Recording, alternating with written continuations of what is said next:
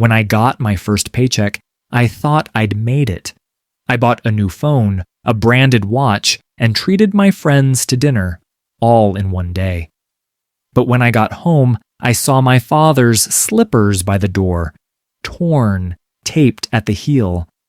And suddenly, my success didn't feel like success anymore.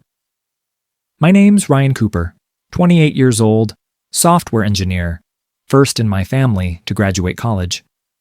My dad, a construction worker, a man who never learned to type but built the foundation for everything I stand on. Growing up, I used to hate his smell. Sweat, dust, paint thinner.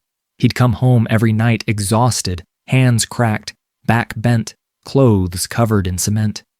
He'd wash his face, change shirts, and ask, "Did you eat, champ?" I'd grunt, nod, keep my headphones in. He never complained, never yelled, never talked about his pain. Just smiled and said, "One day, you'll have it easier than I did." And I did. But I forgot who paid the price for it. The night I got that first paycheck, he was sitting on the couch, watching some old Western on mute, the way he always did when he didn't want to disturb me. He looked up and smiled. "Big day, huh?" I nodded. "Yeah, Dad. Got my first salary." He beamed. "That's my boy." He handed me a crumpled $5 bill. "For luck?" he said. I laughed. "Dad, I make more than that in a minute now." He chuckled softly. "Yeah, but it's not about money. It's about remembering who helped you get there." I shrugged it off, went to my room, and closed the door. But I couldn't sleep that night, because the image of his shoes, torn, taped, and old, kept replaying in my mind. The next morning, I checked his wallet on the kitchen counter. Inside were receipts, not for groceries, not for bills, but for my textbooks, my bus fare, my shoes. He'd walked to work for 3 years, so I wouldn't have to. And that's when I realized I wasn't the one who earned that paycheck. He was. The next morning, I couldn't look my dad in the eye.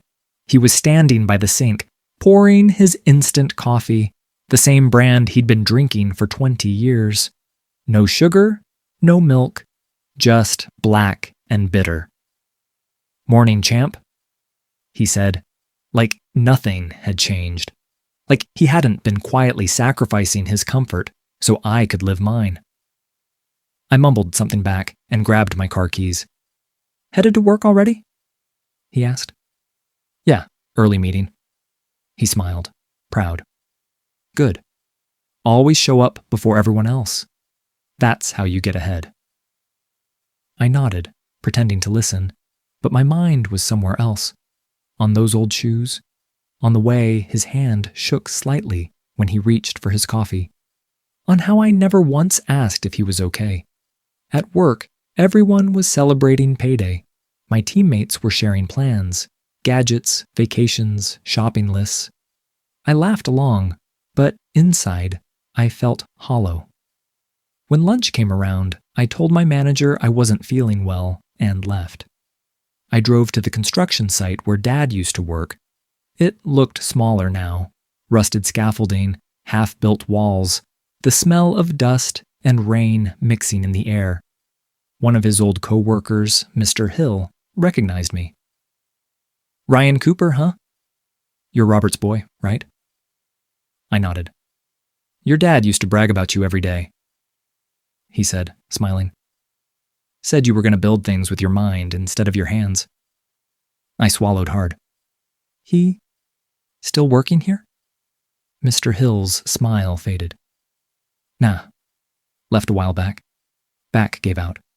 Doctor said no more heavy lifting. I didn't know what to say. I didn't know. He never told me. He'd stopped working because of me. Because of all those years of breaking his body just to keep me going. When I got home, I found him sitting on the porch, oiling his old toolbox like it was a sacred relic. "Hey," I said quietly. "Did you stop working?" He shrugged. Doctor's orders. I'm fine. Got plenty to keep me busy. But his eyes, they looked tired in a way I'd never seen before. I sat beside him, silent. For the first time, I noticed how rough his hands were, calloused, scarred, fingers crooked from old fractures. Why didn't you tell me? I asked. He smiled faintly. You had your own life to worry about. I didn't want you to carry my pain. I wanted to say so many things, but the words got stuck somewhere between my guilt and my pride. So instead, I did something small. I reached for his hands. He froze for a second, surprised. Then he smiled, and for the first time in years, we just sat there, father and son. In the quiet, we both finally understood. That weekend, I decided to take Dad out, just the two of us. No excuses, no work calls, no distractions. He resisted at first. You don't have to do that, son. Save your money. I laughed softly. You've been saving me my whole life. Let me return the favor for one day. We went to this small diner on the edge of town, the kind with vinyl booths, old country songs humming through broken speakers, and a waitress who called everyone sweetheart. Dad ordered pancakes, extra butter, and coffee, of course. When the food came, I watched him eat slowly, like he was tasting more than just breakfast. Been a while since I sat down to eat like this, he said, smiling faintly. Usually just grab something from the vending machine at work. I winced. You mean used to? He nodded, eyes distant. Yeah. Used to. There was something in his tone, not sadness exactly, just acceptance, like a man who'd already made peace with being forgotten. I told him about my new promotion, the car, the apartment. He listened carefully, pride flickering in his tired eyes. Then he asked the one question I wasn't ready for. Are you happy, Ryan? I hesitated. I'd built a career, reputation, success. But was I happy? I stared down at my coffee, realizing I didn't even know what that meant anymore. He smiled knowingly. You're just like me, he said softly. Always moving, never stopping long enough to see what you've already got. Then, as if he'd read my thoughts, he added, Don't make the mistake I did. Don't wait until you're too tired to live. Those words hit me harder than anything else, because in that moment, I understood. My dad hadn't just given up comfort for me. He'd given up himself. That afternoon, we drove past the car dealership near the highway. He glanced at the shiny vehicles on display and chuckled. Back in my day, I dreamed of owning one of those, he said. Then you came along, and the dream changed. What was the dream then? I asked. He turned to me, eyes soft. Just making sure you could have one someday. I gripped the steering wheel, my throat tightening. He said it so simply, like it wasn't the most profound thing I'd ever heard. We didn't say much the rest of the drive. The silence wasn't awkward anymore. It was full. Heavy. Like everything that needed to be said was finally understood without words. That night, when I dropped him home, he patted my shoulder. Drive safe, son. He said. I nodded. I will. But as I watched him walk inside that small, creaky house, the same one he refused to sell no matter how much I offered to help, I realized something. My father never wanted wealth. He just wanted me to have a life easier than his. And I'd spent years chasing things. When the man who taught me how to walk had already shown me what it meant to live. A few weeks later, I had to fly out for a business trip, some investor conference in Chicago. It was everything my father would have hated. Overpriced suits, fake smiles, people talking about legacy like it was a brand, not a life. Still, I played my part.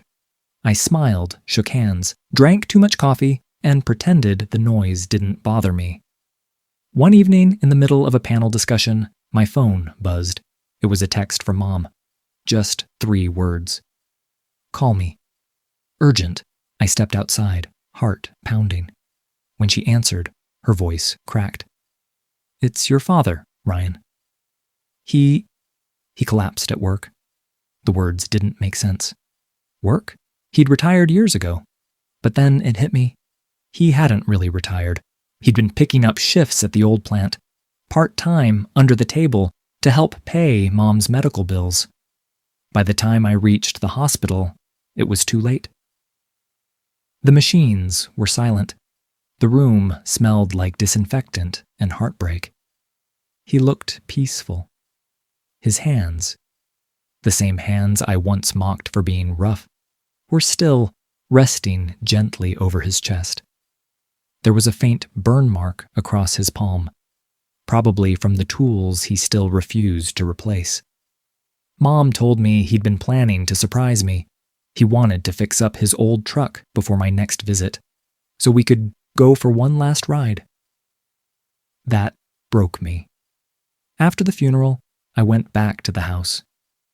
It felt smaller, quieter.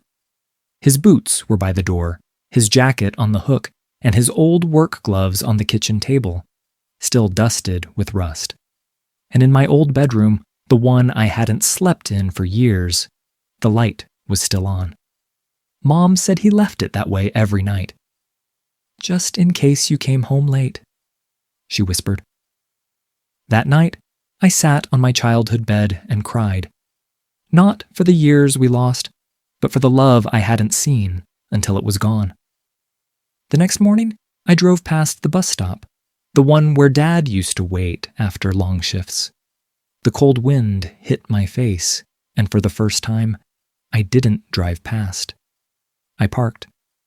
I sat there, watching the sun rise over the steel plant, and whispered, "Thank you, Dad." For everything I didn't understand, I still have that luxury car, but every time I start the engine, I look at the passenger seat and imagine him sitting there, tired, proud, smiling through the pain. He never got to ride in it. But somehow, I think he's been riding with me all along, because some debts aren't meant to be paid back. They're meant to be lived in gratitude